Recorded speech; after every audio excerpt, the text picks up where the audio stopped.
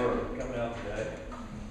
I think it's really exciting and fun to be here in the Exxon too. I think it's such a neat thing for our community and a great way for me to kick off, getting ready to do a 2,000-mile loop through the South on a book promotion tour. So what better way to start it off than at the Exxon?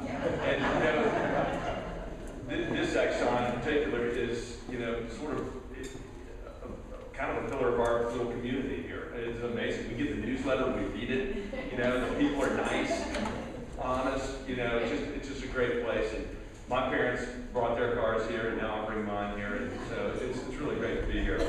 I'm going to read a few passages. I usually tell stories, and I do want to tell one before I read a few passages here. When I decided to write this book about 4 years ago, the first thing I needed to do, I realized, was break the ice with the families. And I had no idea how to do that. But my family's originally from West Virginia, and we had some good friends who lived in Charleston, West Virginia, and one of the guys, one of the sons of friends of my parents, runs a dealership, a car dealership, and he sells heavy trucks to the coal industry. Well, when I told him what I was going to do, that I was going down to Matewan, which is just about an hour and a half south of Charleston, he's like, boy, I better come with you. It's different down there, and I'm worried about you. Well, about 6 months later, when I actually went to Charleston, he had an excuse not to come with me. But I had arranged through a friend here to have a couple private forestry rangers take me out and show me some of the sites, and one of which was the site where Jeff McCoy was murdered by Cap Hatfield. And I wanted to go see that so I could describe it in the book better. We kind of figured out where it was on the maps and went down and had to cross a dirt road and train tracks, and we came to reedy fields and had to bushwhack our way down to where Thacker Creek meets Tug Fork, which is the river that separates West Virginia and Kentucky. And we got down there, and I also had my daughter Hazel with me. And we got down there, and I'm standing on the sandbar taking some notes, looking around, trying to get a description down. And we hear an ATV come roaring behind us, and it goes up the path up the river. And then we see a couple of heads looking down the river at us. And too far to hail, but they get a good look at us. And they get back in their ATVs, and they come roaring back around behind us, go around a bend where there's some houses. And I'm still taking notes, and all of a sudden somebody, I hear the crack of a gun, and somebody is shooting at us. The bullets are hitting the water about 10 yards away from us. And it wasn't just one or two, it was 7 or 8. And these forestry rangers, they're private rangers, they weren't in uniforms or anything, but they were very cool, and they're like, Dean, I think we ought to get your daughter in here. So we kind of circled up around her, and they calmly said, okay. And we just took a couple breaths, and then we sort of walked off. They wanted to save face. They didn't want to run. But turns out that I think we were probably too near their marijuana patch. Marijuana is being the leading agricultural crop in the state of West Virginia these days. That's true. And it was a lesson for me that that wasn't the way to break the ice. Forestry rangers. I really needed to meet some Hatfields, which I proceeded to do, and got to be pretty good friends with them. They took me up in the hills, riding on their ATVs.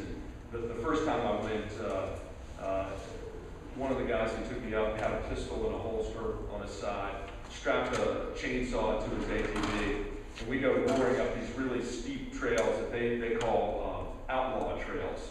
Normal people don't go up these on their ATVs. They're so steep and dangerous, and we almost went over backwards at one point. But we get to the top, and there are these two guys, and I just met them, and they're actually Chaffins, and the Chaffins married into the Hatfield clan.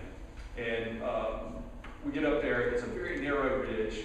We're at a place where Crazy Jim Vance was shot to death in the Feud. And you can look down any side of this ridge and look out up the various hollers and see that, if you were running from the law or somebody was after you, you could look down there and see if they're coming, and you could go down another holler. And they had all, hideouts up here that they would take me and show me. But we get up there, and it's pretty scary. And one of the guys comes up to me and gets right up in my face. He goes, "You ain't a cop, are you?" And I'm kind of shaking, like, "No, I'm not a cop. I'm I'm just a journalist. And he goes, well, good. And he opens up a saddle bag and pulls out a jar of moonshine. Stuffs back a big knock of moonshine, and they're still doing it. Okay, so the research has been really fascinating, a lot of fun, and I'm just gonna read a couple passages here. I'm gonna start with at the beginning, really, the prologue, which I think gives you a good flavor. I guess the state of West Virginia is always fascinating. I've always been intrigued by it because my parents were there. We went, spent time going back there in the summer. My sister Amy was born there.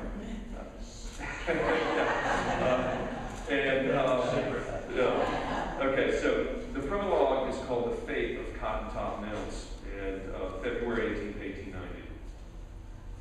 It was February, a time when the locals usually hunkered down in smoky cabins on the brink of stir craziness, quietly riding out the long, brittle months of an Appalachian winter, subsisting on cured razorback pork and venison, stored in smokehouses and hollowed out tree trunks they called meat logs, and on cornmeal and bear grease.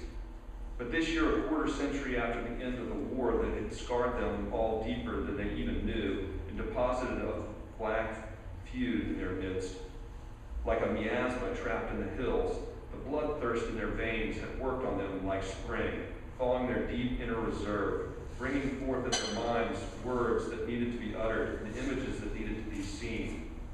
And so they came in droves, in some cases entire families, as if it were election day or a revival, to satisfy their inescapable urge to behold a man hanged by his neck. Not that the cold would have stopped them. These mountain people of British descent mostly were inured to it.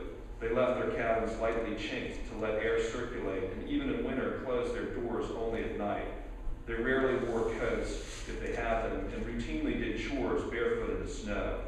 The men often waded in icy rivers while fishing and logging, and on bear hunts slept on the ground without blankets.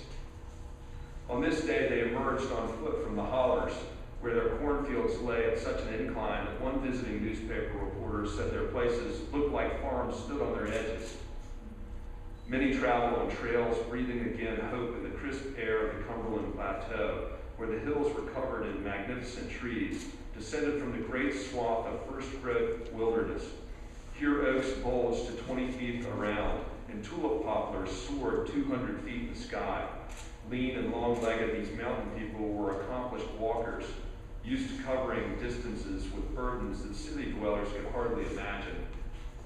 They thought nothing of shouldering a 2-bushel sack of corn weighing 112 pounds for a 10-mile trip to a mill and then turning back again with the milled corn the next day, or covering 20 miles in a night to hunt a bear, only to return home for breakfast and chores. Others set out for the hanging on mules or horses. Some drove carts pulled by oxen on roads that were nothing more than ruts across rock and packed soil. Still others boated the Levisa Fork of the Big Sandy, up or downriver to the bend where the Pike County seat, Pikeville, a town of nearly 500 souls, stood watch. Pikeville was without benefit of either train tracks or telegraph wires, less a town than a sort of fortress in the wilderness, a place for a hanging. They came to see the curse of the hostilities vanquished. They came to bury the bad name. They came to bear witness to justice meted out the old-fashioned way, in the light of day, official and tangible. There were those in the throng who knew that for the Big Sandy Valley, this hanging was also the down payment on railroad tracks, jobs, and for some, riches. Out would go timber, coal would be king. It had been 2 years since a New York City newspaper man had come down and written a story about the feud, dubbing the valley Murderland for the entire world to read. Now news of the looming execution of Devil Anse Hatfield's half-witted bastard albino nephew, Cotton Top Mounts, had spread through the bleak winter hills around the tributaries of the Big Sandy with the snap and crack of wildfire. Strictly speaking, the execution was not to be public, as public executions had been banned in Pike County for 4 decades. But the fence being erected around the gallows on the edge of town was a sham. Since the scaffold had been built in a notch on a small millside, the fence would not block the view for spectators sitting on the hill, nor was it meant to. As eager as anyone to alter the fortunes of their region, local officials had fought the spirit of the law, if not the letter, for something altogether bigger, the greater good of the people. They welcomed a public spectacle to spread the message that feuding and wanton killing would no longer be tolerated in the most graphic and profound way. Everyone was curious. Would a member of the Hatfield gang really swing? And was it true that Cap Hatfield, Cotton Top's cousin, or his Uncle Wall, who was rumored to have 7 wives and 55 children, had bribed him to confess with the promise of a new saddle? Would one more death mean the end of 3 decades of killing? Would the stain, the blight on their community finally be removed? Or would Devil Ants ride again, this time to save Cotton Top, and in so doing make certain the further flow of blood? So this is a prologue. It's jumping ahead in the story towards the end, really. And then the book sort of carries you back up to this point and goes beyond. This is taking you back in time to meet Devil Ants, the patriarch of the Hatfield family, Devil Ants Hatfield, when he was a boy. And, it is a very violent story, but what I wanted to do was to restore some of the humanity to it, to meet the people before sort of some of the bad things happened, and for you to sort of understand how it all came about before you're prejudiced by some of the things they did. So this is chapter 1. War comes to the Big Sandy, 1854 to 1862. And there is a debate over what started the feud, and I believe that a lot of it came out of the enmity from the Civil War. The tug of war separated West Virginia, Kentucky, and Kentucky was neutral at first and went Union. West Virginia was part of Virginia, Confederate first and went Union. But in the Tug Valley, the West Virginians stayed Confederate. And so they raided each other back and forth in a way that, with a kind of hostility that only comes about, I think, when there's familiarity. They knew each other. So when they were going across to raid somebody's farm, they knew that person, and that person knew them. So it got really pretty, there was a lot of anger and a lot of resentment that lasted after the war. But anyway, I'm taking you back well before the war here. Prior to the Civil War, the Tug River Valley essentially ignored calendars and resisted progress. There were no roads, no rails, no schools, and no churches in the area. The transcontinental telegraph system, which crossed the nation in 1861, bypassed the region. Telegraph service would not arrive in the valley for 3 more decades. Barricaded as they were in mountainous cul-de-sacs, locals spoke a dialect barely recognizable to outsiders, a tongue more Elizabethan than modern Victorian, using yit for yet, maut for might, sech for such, and the word allowed to mean figure. They added s to form plurals like nestus. They feared witches and haints. Questions from outsiders made them tetchous, a state in which they were best avoided. The forest that enveloped them, and along with the hills, shaped their lives. A part of what the botanist explorer William Bartram dubbed the sublime forest was still dense, vast, and virginal.